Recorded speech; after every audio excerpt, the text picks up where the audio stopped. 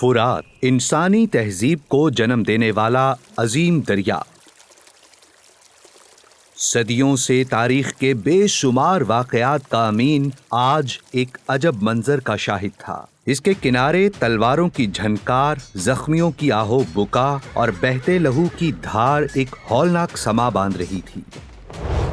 گھوڑوں کے سموں سے نکلنے والے شعلے اس نفرت کی شدت کا احساس دلا رہے تھے جو فریقین کے دلوں میں ایک دوسرے کے لیے تھی۔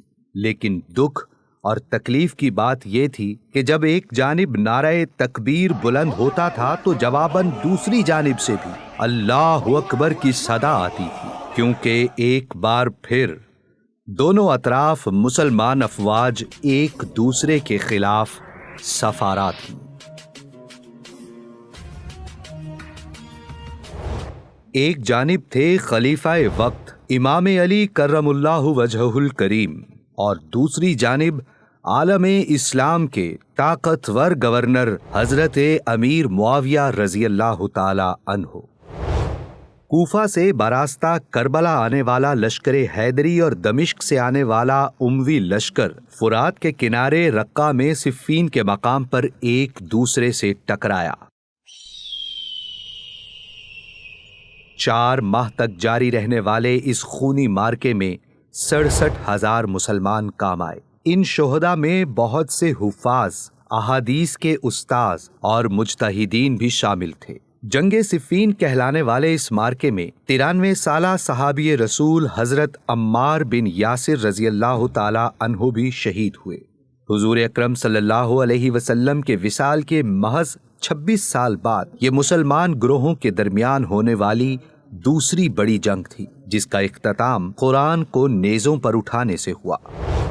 4 ماہ تک جاری رہنے والی اس جنگ میں لاشیں اتنی زیادہ ہو گئیں کہ ان کی تدفین کے لیے جنگ میں چند روز کا وقفہ دینا پڑا، اور دونوں جانب سے مرنے والوں کو ایک بڑی خندق میں دفن کر دیا گیا۔ اس جنگ میں لشکر شام یعنی حضرت معاویہ رضی اللہ تعالی عنہ کے لشکر سے 45,000 اور لشکر عراق یعنی حضرت علی رضی اللہ تعالی عنہ کی فوج کے 22,000 افراد شہید ہوئے تھے۔ آپ کو بتاتے ہیں کہ آخر یہ جنگ شروع کیوں ہوئی اور اس کا اختتام کس خونریزی کی ابتدا ثابت ہوا۔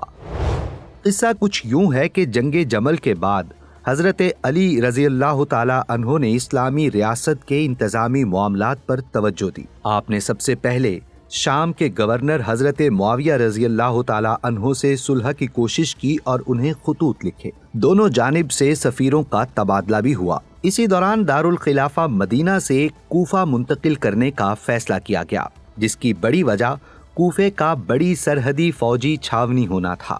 حضرت عثمان رضی اللہ تعالی عنہ کی شہادت کے تجربے سے یہ بات واضح ہو چکی تھی کہ دارالحکومت ایسے مقام پر ہونا چاہیے جہاں فوج کی بڑی تعداد موجود ہو۔ اس منتقلی کی ایک اور وجہ کوفے میں باغیوں کی بڑھتی طاقت بھی تھی، جس پر نظر رکھنے کے لیے ریاستی طاقت کی ان کے قرب میں موجودگی ضروری تھی۔ تیسری وجہ یہ بیان کی جاتی ہے کہ حضرت علی رضی اللہ تعالی عنہ مدینۃ النبی کا تقدس ملحوظ خاطر رکھنا چاہتے تھے، اور وہ نہیں چاہتے تھے کہ حضرت عثمان رضی اللہ تعالی عنہ کی طرح کے حالات دوبارہ ہوں۔ دوسری جانب شام، جس کی حدود میں موجودہ شام، لبنان، فلسطین اور اردن سمیت عراق اور ترکی کے بعض حصے بھی شامل تھے، اور یہاں کی عمارت حضرت عمر رضی اللہ تعالی عنہ کے دور سے امیر معاویہ کے حوالے تھی، جنہیں امام علی رضی اللہ تعالی عنہ کے دور خلافت تک شام پر حکمرانی کرتے ہوئے تقریباً 15 برس ہو چکے تھے۔ حضرت امیر معاویہ رضی اللہ تعالی عنہ اب تک ایک طاقتور گورنر بن چکے تھے، جن سے عوام مروب بھی تھے اور ان سے محبت بھی کرتے تھے۔ شام کے اسلامی سلطنت میں اہم مقام کی وجہ اس کا رومن امپائر کی سرحد پر واقع ہونا تھا، کیونکہ قیصر روم کی کوشش تھی کہ کسی طرح اپنے مقبوضہ علاقے اسلامی ریاست سے واپس لے سکے۔ اسی لیے شام پر کسی غیر معمولی صلاحیتوں والے گورنر کو مقرر کرنا اسلامی خلافت کی شروع سے ہی ضرورت رہی تھی۔ ناظرین کو یہ بھی بتاتے چلیں کہ آخر گورنر شام حضرت معاویہ نے خلیفہ وقت حضرت علی کی بیعت کیوں نہ کی؟ ناظرین، حضرت معاویہ کا استدلال تھا کہ حضرت عثمان کے قاتلین نے حضرت علی کو بھی گھیر رکھا ہے اور ان کی راہ میں آخری رکاوٹ اب وہ خود یعنی حضرت معاویہ ہی رہ گئے ہیں۔ اگر آپ بھی بیعت کر لیتے تو اگلے دن ہی یہ باغی آپ کو معزول کروا دیتے اور پھر ان کی راہ بالکل ہی صاف ہو جاتی، کیونکہ باغیوں نے دیگر گورنروں کے ساتھ بھی یہی کیا تھا اور ان کا مقصد یہی تھا کہ کمزور گورنر مقرر کروا کر ان کے پردے میں خود حکومت کی جائے۔ اسی لیے وہ یہ اعلان کرتے رہے کہ اگر حضرت علی رضی اللہ تعالی عنہ ان باغیوں کو اپنے سے الگ کر دیں اور انہیں سزا دیں تو وہ حضرت علی رضی اللہ تعالی عنہ کی بیعت کے لیے تیار ہیں۔ جب حضرت علی نے حضرت معاویہ کے اس مطالبے کو کوفے کی جامع مسجد میں پیش کیا تو کئی ہزار آدمیوں نے اٹھ کر علل اعلان کہا، ہم قاتل عثمان ہیں۔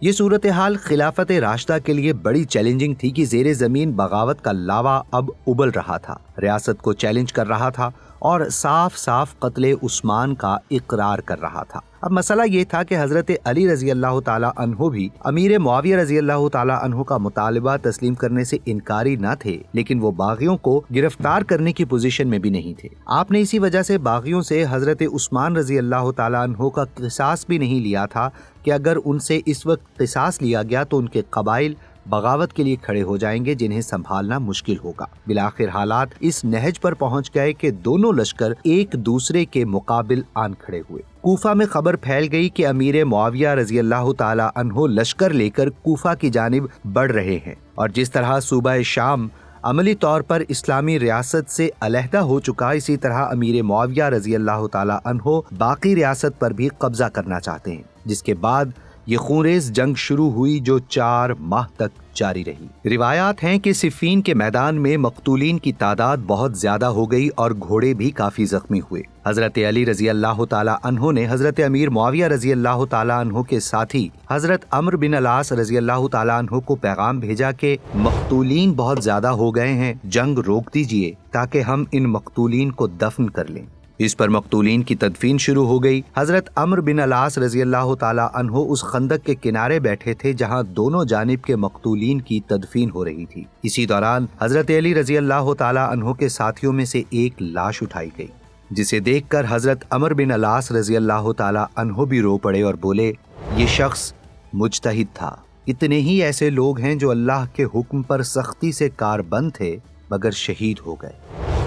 جنگ پھر شروع ہوئی، مگر جب جنگ کا پانسا حضرت علی رضی اللہ تعالی عنہ کی جانب جھک رہا تھا تو اہل شام نے قرآن مجید کو نیزوں پر بلند کر دیا اور دعوت دی کہ اس کے مطابق فیصلہ کیا جائے۔ حضرت علی رضی اللہ تعالی عنہ نے اہل شام کی اس دعوت کو قبول کیا اور کہا، میں لوگوں کو اس کی دعوت دینے کا زیادہ حقدار ہوں۔ ٹھیک ہے، ہمارے اور آپ کے درمیان اللہ کی کتاب فیصلہ کرے گی۔ جنگ کے بعد حضرت علی رضی اللہ تعالی عنہ نے ایک مراسلہ لکھا۔ سب نے دیکھا کہ جنگ نے دونوں فریقین کو دان سے کاٹنا شروع کر دیا ہے اور ان میں اپنے پنجے گاڑ دیے ہیں، تو وہ میری بات ماننے پر آمادہ ہو گئے اور میں نے بھی ان کی بات کو مان لیا اور تیزی سے بڑھ کر ان کے مطالبہ صلح کو قبول کر لیا، یہاں تک کہ ان پر حجت واضح ہو گئی اور ہر طرح کا عذر ختم ہو گیا۔ دوسری جانب اشعث بن قیس رضی اللہ تعالی عنہ حضرت معاویہ رضی اللہ تعالی عنہ سے ملے اور ان سے پوچھا، معاویہ، آپ نے یہ قرآن کس لیے اٹھوائے ہیں؟ حضرت معاویہ نے جواب دیا، اس لیے کہ ہم اور آپ ان احکامات پر عمل کریں جو اللہ عز و جل نے اپنی کتاب میں دیے ہیں۔ صلح کے بعد ایک معاہدہ تحریر کیا گیا۔ جنگ کے دوران جن لوگوں کو جنگی قیدی بنایا گیا تھا، فریقین نے انہیں آزاد کر دیا۔ جنگ بندی کی تجویز حضرت عمرو بن العاص کی طرف سے آئی اور حضرت علی نے اس کا پرجوش خیر مقدم کیا۔ حضرت علی کو اس جنگ کا شدید افسوس تھا اور آپ اپنی جان دے کر بھی جنگ بند کروانا چاہتے تھے۔ جنگ صفین کے ایک عینی شاہد کے مطابق جنگ کے روز حضرت علی دانتوں سے ہونٹ کاٹ رہے تھے اور فرما رہے تھے، اگر میں جانتا کہ معاملہ یہاں تک پہنچ جائے گا تو کوفہ سے باہر ہی نہ نکلتا۔ ابو موسیٰ، آپ فیصلہ کیجئے، خواہ یہ میری گردن اڑا دینے ہی کا ہو۔ تاریخ اسلامی کے یہ اہم ترین واقعات آپ کو ان کتب سے پیش کیے گئے ہیں۔ ہماری کوشش ہے کہ ہمارا ہر لفظ مستند ذرائع پر مشتمل ہو۔ مزید ایسے اہم واقعات سننے کے لیے ہمارا چینل سنو مسلم سبسکرائب کر لیجئے۔ ویڈیو کو لائک اور شیئر ضرور کریں۔ کمنٹ سیکشن میں یہ بھی بتائیں کہ آپ آئندہ تاریخ اسلام کا کون سا واقعہ سننا چاہیں گے۔ ہمیں دیجیے اجازت۔ اللہ نگہبان۔